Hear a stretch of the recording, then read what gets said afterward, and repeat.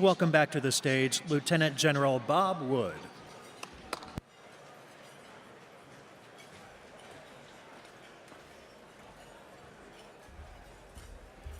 Okay, ladies and gentlemen, we are reset. We're ready to go with our fireside chat. We're going to cue the fire. Okay, we finally got a fire. So our fireside chat now is our next event, and we're very excited about it. Part of our event focuses on serving our mission partners, and DISA does that effectively and well, and the mission partner that we're talking with today is going to be General Crawford from our Army. And we are indeed glad to have him here with us.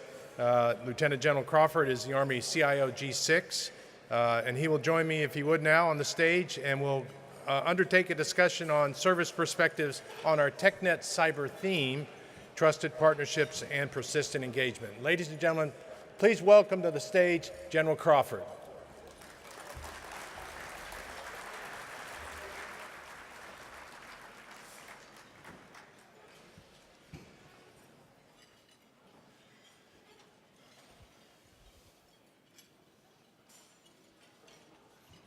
Amen. All right, sir. Where are we at?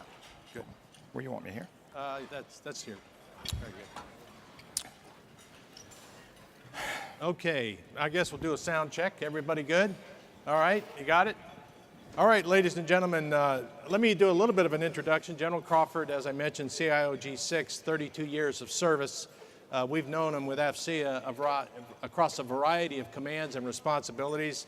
A remarkable set of skills that he's brought to the task of modernizing the Army's network and leading the Army signal cadre. As CIO of the Army, General Crawford reports directly to the Secretary of the Army, takes his taskers there, and I know you probably know from what you may read or know that the Army leadership, senior leadership, is intimately involved with questions and progress in the area of network modernization. He oversees a $10 billion IT investment in the Army and a variety of them, and manages enterprise IT architecture with a variety of responsibilities and a number of different hats.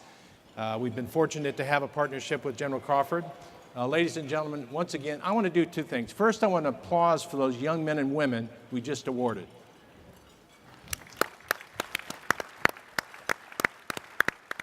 I mean, if you hear it once, you hear it twice or 10 times about the importance of our workforce development and importance of workforce to the missions we serve. And importantly, please, again, welcome General Crawford, and we'll begin our conversation.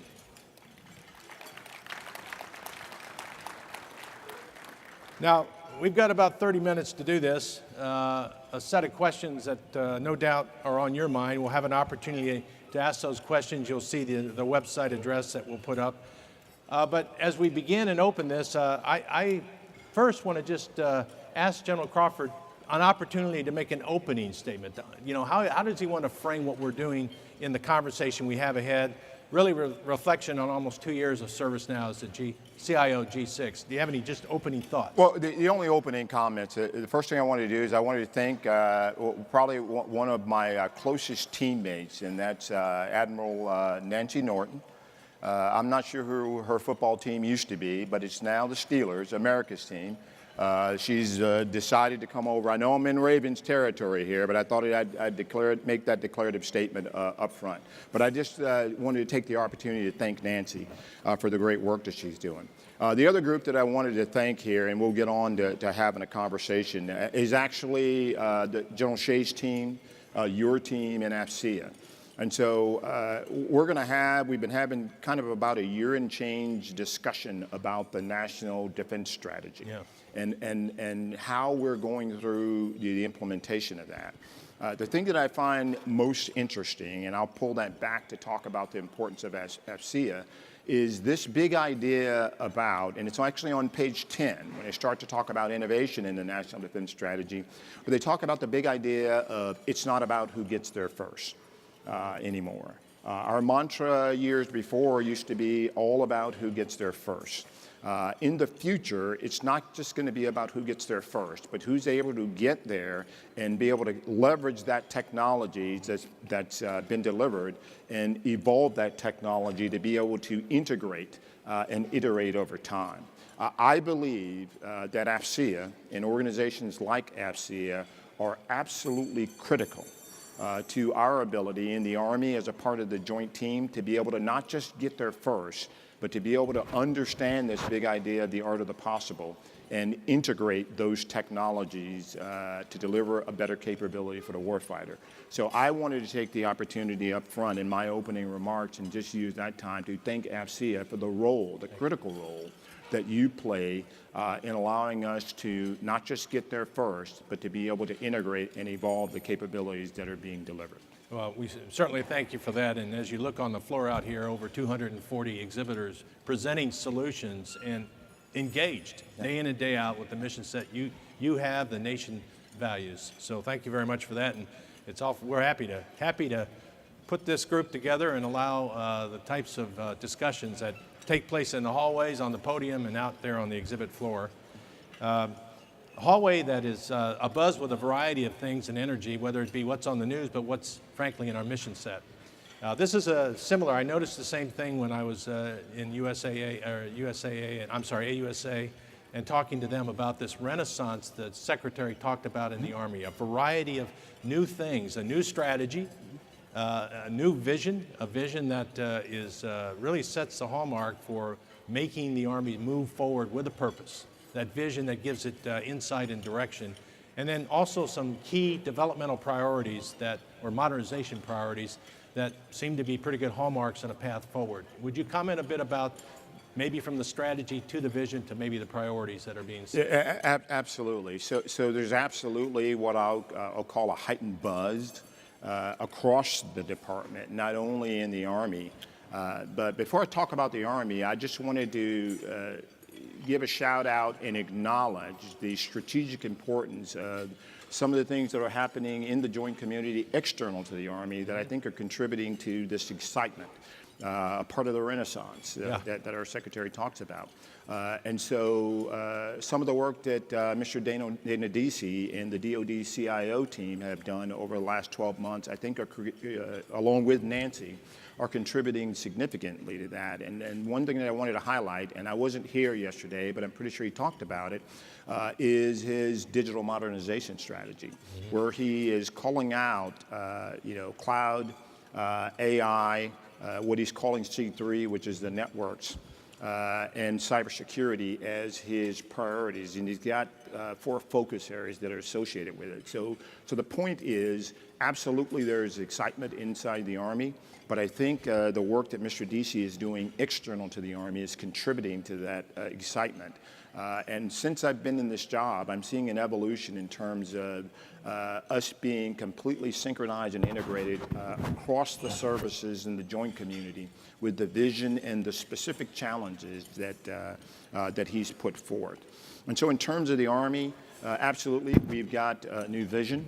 And it's essentially anyone, anywhere, anytime in a multi-domain environment. The priorities of the Army for our joint partners that are out there continue to be readiness. Readiness of the Army's force continues to be the #1 priority, and there are no other #1s, as our leadership has clearly stated. But in terms of modernization, the modernization and reform efforts are what I believe are the source, the foundation of that excitement that you spoke about. So in the context of modernization, there are 6 modernization priorities that the Army's outlined, with long-range precision fires being the #1 priority, the next generation combat vehicle, and oh, by the way, that's not just the old combat vehicle that we're going to bring forward and just call it new. This vision that we have for the next generation combat vehicle takes advantage of a lot of your technologies, advanced robotics, artificial intelligence, machine learning, and absolutely the transport capability that comes with some of the promise of 5G. The future of vertical lift is another of the Army's priorities, the 3rd priority, with the network being #4, air and missile defense, and being #5, and then one that's really, really interesting, it's called soldier lethality, is the 6th priority. But imagine a world where a soldier wakes up, is able to train on any piece of turf anywhere in the world in a virtual, live constructive environment using some of the great virtual reality technologies. And so a lot of that so-called excitement, the heightened buzz inside the Army has to do with not only our modernization, but what I consider to be probably one of the greatest reform efforts that we've undertaken in the last 50 years. And it's the thing that I'm most excited about, and it's the stand-up of Army Futures Command. Where we have taken, for those who don't know, a 4-star headquarters inside the Army, and there was a conscious decision not to place that headquarters on yet another military installation. What the Army decided to do is we're going to have a 4-star headquarters. That 4-star headquarters is going to have the lead for delivering the Army of 2028 against those 6 modernization priorities. But what we decided to do, which I thought was pretty interesting and innovative, and you talk about a moonshot, this was a moonshot, is they decided to put this 4-star headquarters led by General Mike Murray right in the middle of an innovation incubator in Austin, Texas, where there is not just technology, but you've got academia there providing the injects. And so more to follow on that. In terms of my priorities, my absolute #1 priority is support to Army Futures Command and ensuring that all things that have to do with that command, all things that have to do with network modernization, which is the 4th priority, are resourced and they're supported from the Department of the Army. Well, let's talk about that network modernization. I mean, that's a pretty daunting vision, anytime, anywhere, against any foe. The idea that we have very clear strategic purpose in the strategy we received, those modernization priorities, and the cross-functional teams busy at work. Yes. How's it going in the network modernization, maybe from the tactical edge back to the enterprise, or any which way you want to describe it? Yeah, it's been, so we're about 24 months into this, and it's been described a couple of ways. On the one hand, it's been described as an intellectual journey and an introspective journey that the Army has been on, really seeing ourselves. And I won't say for the first time in a long time, but developing kind of that deeper level of understanding of where we are, and more importantly, thanks to the Secretary-in-Chief, and the leadership of the Army with a vision, where it is that we want to go. The other way it's been described is it's been me, and I've been talking about this. I believe we're in the midst of the largest and most comprehensive review of our networks, from the tactical edge to the enterprise, in the last 35 to 40 years. And there are a couple of reasons why I believe that. And we can have a conversation during Q&A about that. The other thing has been, I'd call it a fundamental change in philosophy, this introspective journey, because we learned a lot from industry over the last 24 months. And it's this shift and move away from what we'll call legacy monolithic programs of record to more of a tech insertion philosophy. And so a couple of things had to happen. One, industry rose up, and I am really pleased with the quality of the engagements that we've had over the last 24 months with both our commercial and defense industry partners in terms of ensuring that we understood the art of the possible, so we knew what technologies were available to be inserted. But the other thing that we've done is we were able to work across the Department of the Army to prioritize resources so that we actually had resources available to fund those tech insertions. The team that's led this has been Ms. Joan P. Gallagher, is the lead for the network cross-functional team. But what you've seen is across the entire Department of the Army, whether you're talking to the Army G3, Lieutenant General Joe Anderson, or you're talking to the Army G8, Lieutenant General Jim Pasquarette, we've all got a shared view of what the Army has to do in order to enable the work that Pete Gallagher and his team has been doing. But I think that if you don't remember anything else that I say here, this idea of shifting to more of a tech insertion vice a monolithic legacy program of record approach, it's what I believe, at least the foundation of what is going to allow us to keep pace with the technologies that you've been developed and that you're leading the world in from a lot of the people here in the room. There's one other thing that I want to make sure I mention. So we talk a lot about the tactical edge here in the Army. That's our core competency. For those who are familiar with regional hub nodes, from the regional hub node down. But one of the other things that we've taken on here recently in the last 5 months, and my number one partner in that has actually been Ranger Buddy Lieutenant General Steve Fogarty, the operational commander in cyberspace and the commander of Army Cyber, is we are beginning on the front end of inside the Army for the very first time on a grand scale exploring as a service alternatives and options with industry. And so we've developed an initiative. It's called Enterprise IT as a Service. And what it essentially says is today, almost literally yesterday, what we did, we have 288 post camps and stations that are throughout the Army. Our philosophy up until about 4 months ago was we would continue on the path of it's almost a breadcrumb for everybody type of approach, but nobody ever gets a whole cookie. And so we've done two things. One, the recognition that industry across the entire depth and scope of our defense and industry partners, they long surpassed our ability to maintain and to provide those services at those 288 post camps and stations. And so this as a service approach, and this will be really the first one for the Army, says that we're going to go to industry with one pilot. That we're starting here in FY19, and that will be Headquarters Futures Command.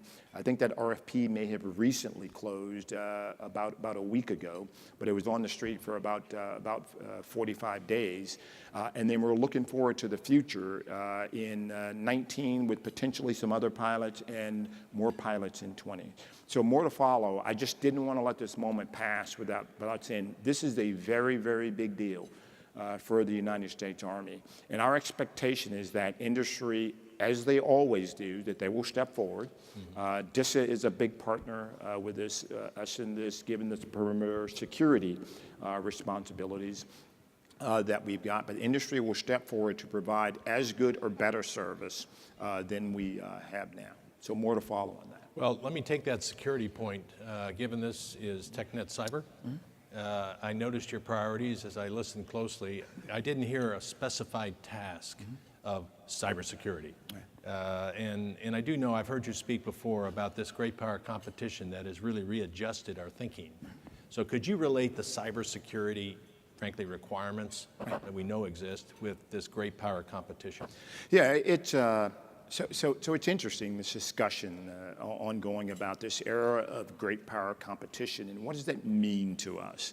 If you actually pour through the National Defense Strategy, they're declarative in their statements about what that means. So what does that mean to me in my role?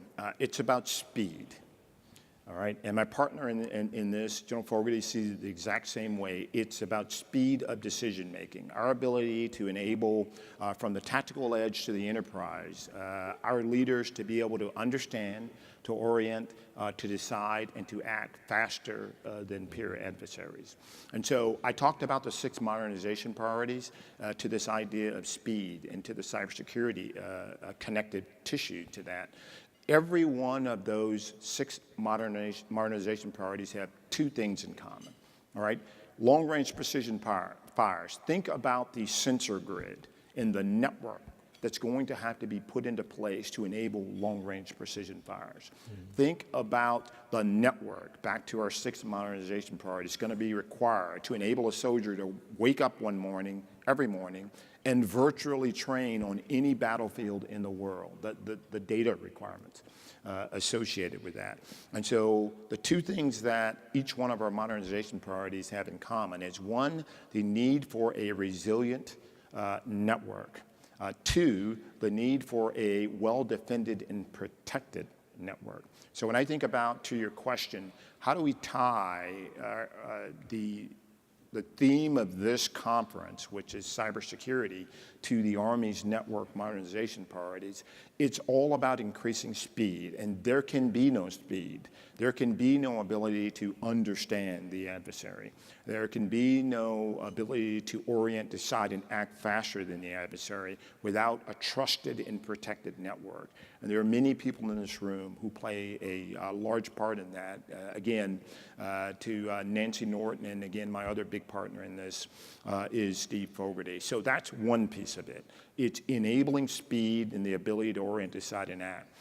So there are another couple of things that we need to think about are related to cybersecurity that are on the horizon. We're in the throes of this, but it's just around the corner. And it's the idea of critical infrastructure and where are we really heading with critical infrastructure. There are two things that have come out over the last 3 years from Congress. NDAA 1647, which makes some declarative, put some demands in place in terms of our weapon systems. What's the security of our weapon systems across all services? And then there's National Defense Authorization Act 1650, which starts to look at our installations and our control systems. When I think about that, so we're having some really good discussions about the Internet of Things. That was a thing a couple of years ago. Then we started talking about the Internet of Tactical Things. I think what's on the horizon is more of a discussion of the Internet of Strategic Things when it comes to cybersecurity, and this idea of really shining a light on the security of our weapon systems and platforms, and then making the leap to really get our minds around the institution that is the Department of Defense, and more importantly to us inside the Army getting its mind around its critical infrastructure and its installation. So that's work ongoing, but it's in reaction to and in response to directives from the DoD CIO and NDA 1647 and 1650.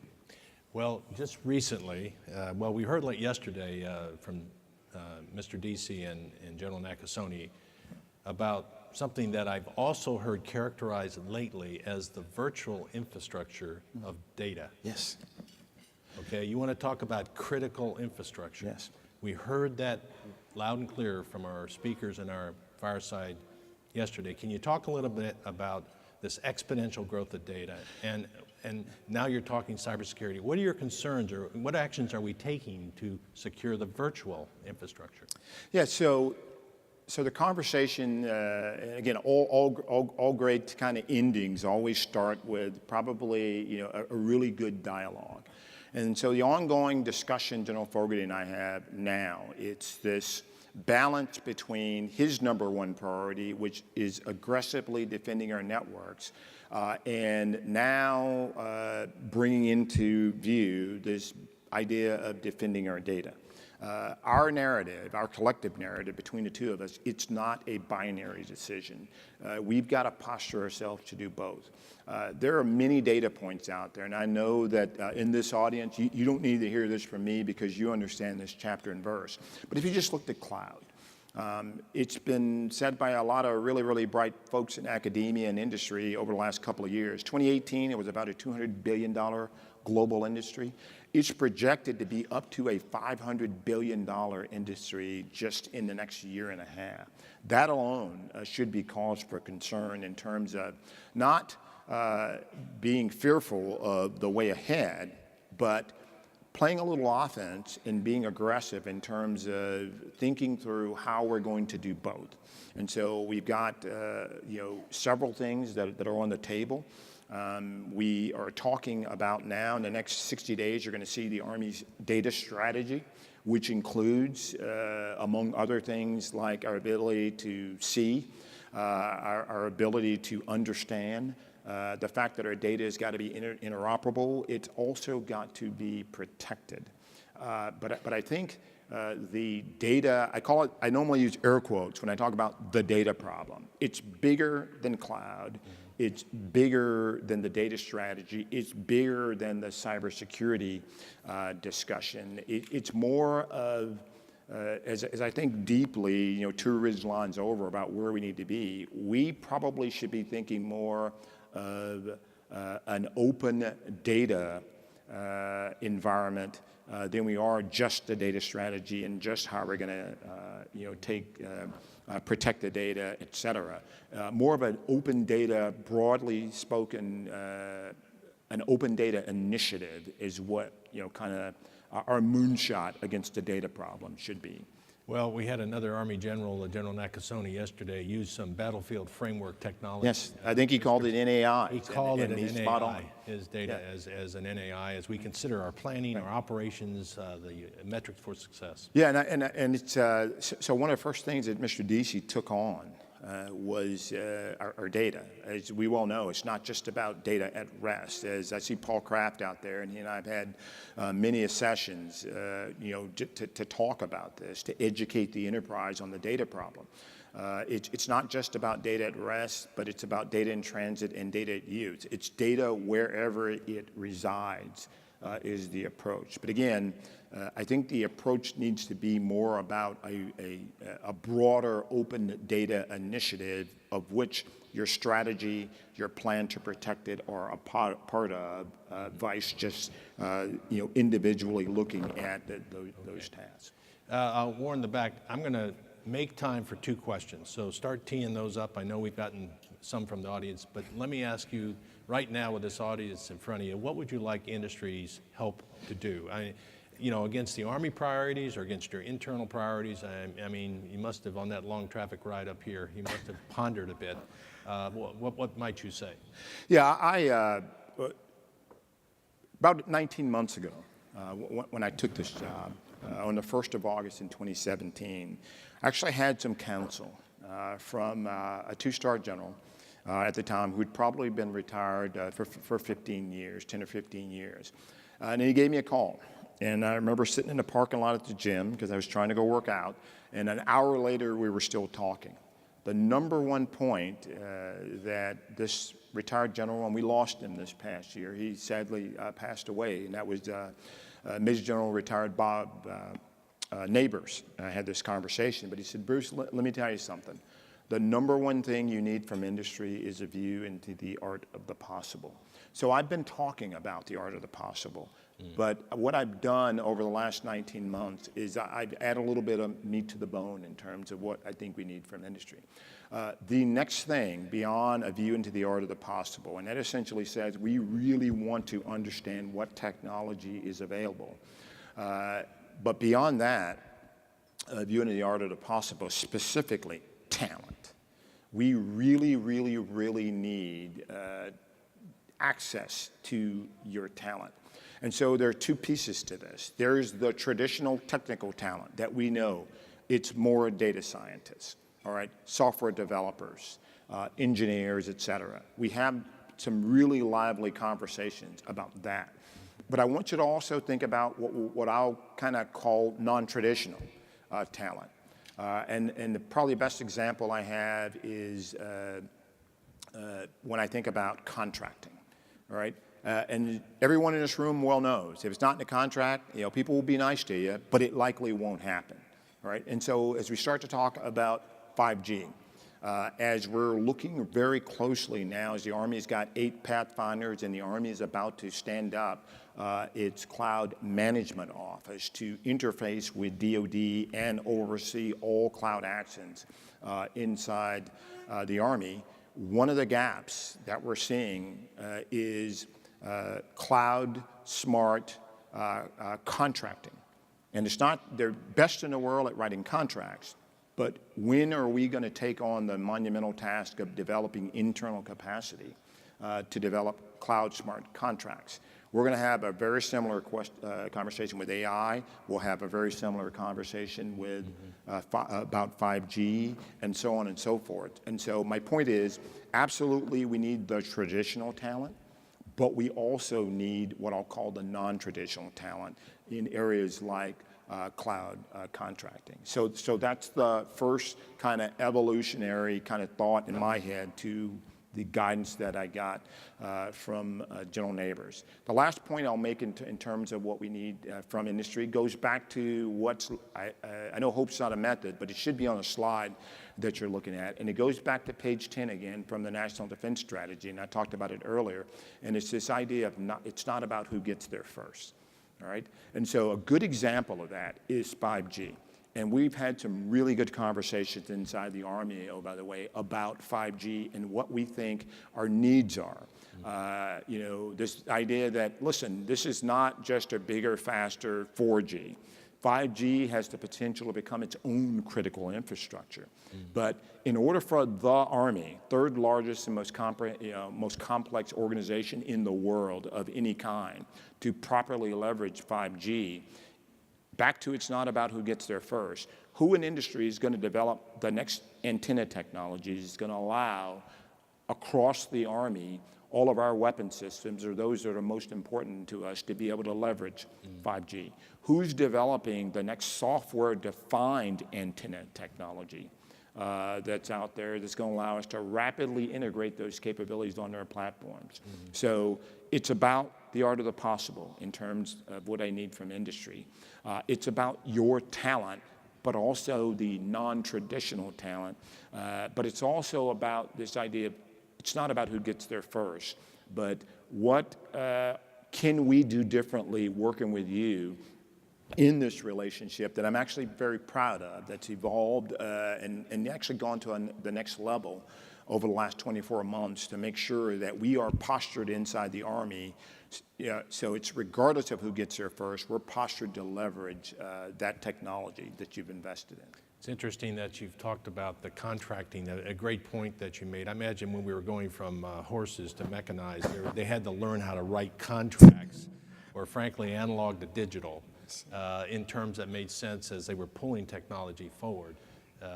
Let me offer a chance for questions from the audience, if you don't mind. We got about time for 2. I want to make sure we get them in. Are there questions? Anybody wants to talk about the draft and how well the Steelers did? I'm all open. We can talk about that. Also have secrets about General Shea, because that was his aide when he was a 3-star, so we can talk about that also. Terry, do we have some questions?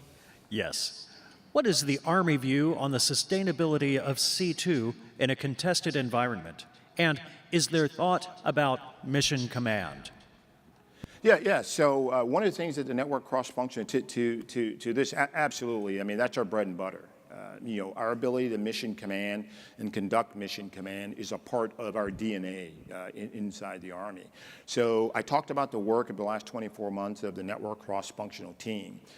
They have been laser focused, along with support and engagement from the department, across the Department of the Army, on 4 major areas that have to do with command and control. But the one that I'll talk about has to do with the mobility and survivability of our command posts. Several efforts ongoing, led by Forces Command down at Fort Bragg, North Carolina, about really looking at our command posts and the survivability of those command posts. And we're having some really good conversations, especially with those in the areas of spectrum and with some of our industry partners. I see General Moran out there, formerly of Harris and many others, about trying to get a handle on the emissions that have to do with the mobility and survivability of our command posts. So mission command is absolutely a part of who we are and a part of our DNA, and it's very important to us. So we're taking some major steps there. But in terms of tangible actions that we are taking, the network cross-functional team, along with support from across the Army, is focused on the mobility and survivability of our command posts. That have a lot to do with command and control. If you allow me, there's one other piece here that Dave Bassett, who's our program executive officer, and Pete Gallagher are working.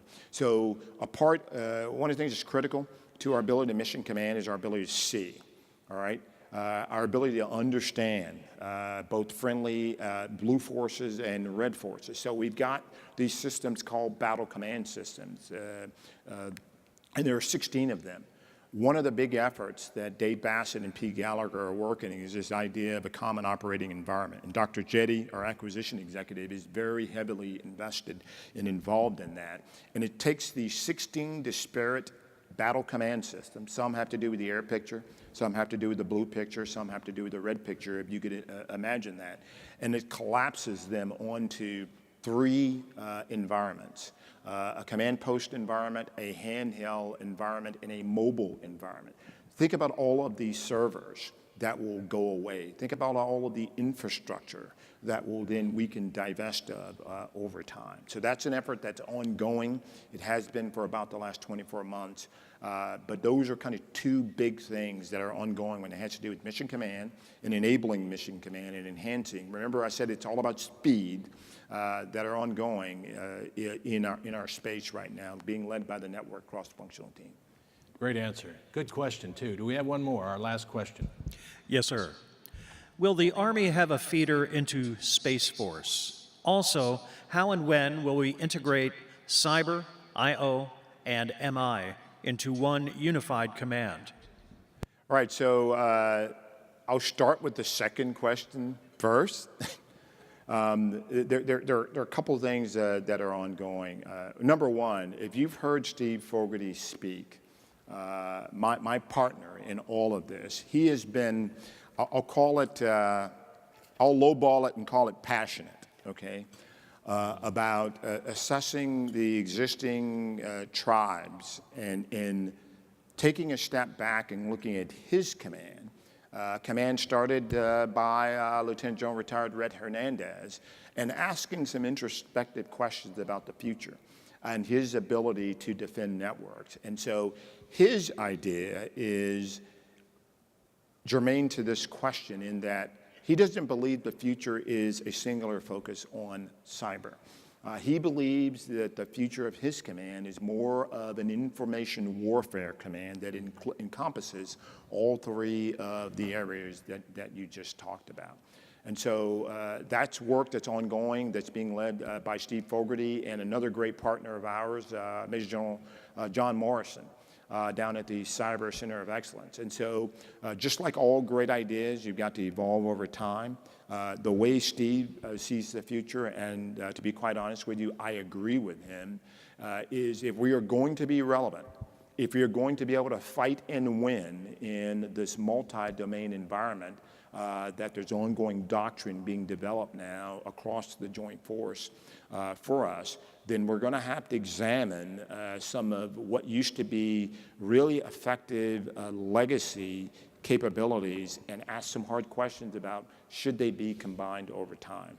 To the first part of your question, we've got a very active team out at Space and Missile Defense Command. I believe about 80% of the satellites that are controlled are controlled by them in space. Obviously, the Army has got a vested interest in space for a variety of different reasons, but the one that I'm most interested in is the ability to thicken our networks, leveraging investments that we are making in LEO, and some of the O3B type technologies that are either on board now or that are evolving over time. That decision will be made by someone other than Bruce Crawford from Columbia, South Carolina. And so we'll see where the decision about the Army's actual involvement in that actually goes. But we are engaged, and we have been, into some finite details about our investments in space, though, and our interest, to include a point that leads back to the very first question, which is survivability, and working with the Air Force, who's been another great partner in this, on the development of the next generation protected SATCOM waveforms. And so hopefully that was an answer to your question. Well, I can tell you, when you came out to Milcom in Los Angeles at the Air Force Base out there last year and spoke to that satellite community and that space community, you sure rang the right note there. I think General Fogarty has passion. I think you do as well. I certainly enjoyed this. I hope the audience enjoyed this. Let's give General Crawford a hand.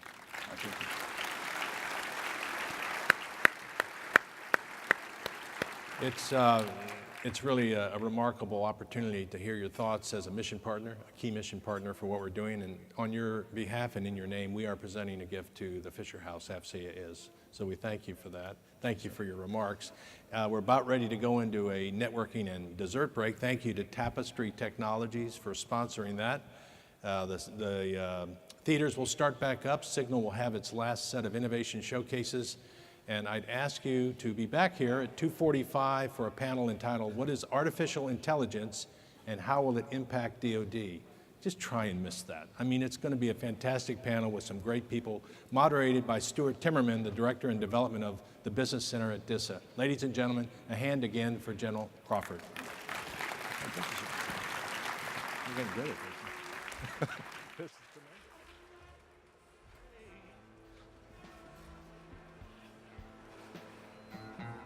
They say every distance is not near.